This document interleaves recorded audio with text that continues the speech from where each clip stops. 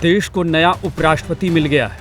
नाम है चंद्रपुरम पुन्नुसामी राधाकृष्णन, जिन्हें देश सीपी राधाकृष्णन के नाम से जानता है। लेकिन समय का पहिया ऐसा घुमा कि राधाकृष्णन समय से पहले ही उपराष्ट्रपति बन गए। और हुआ ये कि पूर्व उपराष्ट्रपति जगदीप धनखड़ को अचानक इस्तीफा देना पड़ गया, जबकि धनखड़ 2022 में ही उपराष्ट्रपति चुने गए थे और सिर्फ 3 साल ही इस पद पर रह पाए। यानी वो अपना कार्यकाल पूरा नहीं कर पाए और देश को समय से पहले अपना नया उपराष्ट्रपति चुनना पड़ गया।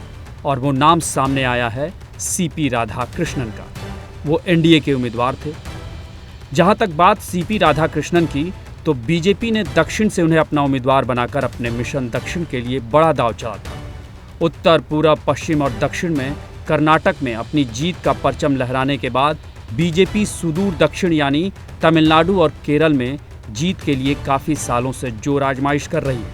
लेकिन अभी तक उसे इन 2 राज्यों में गिनती की 1-2 सीटों पर जीत के अलावा कुछ भी हाथ नहीं लगा है। ऐसे में बीजेपी दक्षिण के इन 2 राज्यों में कुछ कर गुजरने की मंशा से उसने सोची समझी रणनीति के तहत राधाकृष्णन के नाम का चयन किया था उपराष्ट्रपति पद के।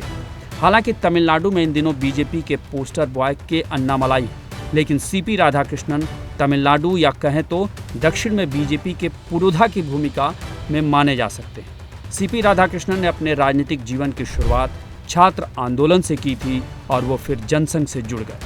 इसके बाद उन्होंने लंबे समय तक बीजेपी में न सिर्फ संगठन में काम किया, बल्कि वो बीजेपी के एकमात्र ऐसे नेता रहे जो तमिलनाडु के कोयम्बटूर से 2 बार लोकसभा सांसद रह चुके हैं। तमिलनाडु बीजेपी के अध्यक्ष रह चुके हैं और तमिलनाडु का प्रदेश अध्यक्ष रहते उन्होंने राज्य में 93 दिनों में 19,000 किलोमीटर लंबी रथ यात्रा निकाली थी। सीपी राधाकृष्णन ने 1998 और 1999 में तब जीत हासिल की थी जब बीजेपी अटल आडवाणी की अगुवाई में बीजेपी देश की सत्ता में अपने पांव जमा रही थी। हालांकि 2004, 2014 और 2019 में लगातार 3 बार उन्हें कोयम्बटूर से हार का सामना करना पड़ा। 2020 से 2022 तक सीपी राधाकृष्णन को बीजेपी ने केरल का प्रभारी बनाया।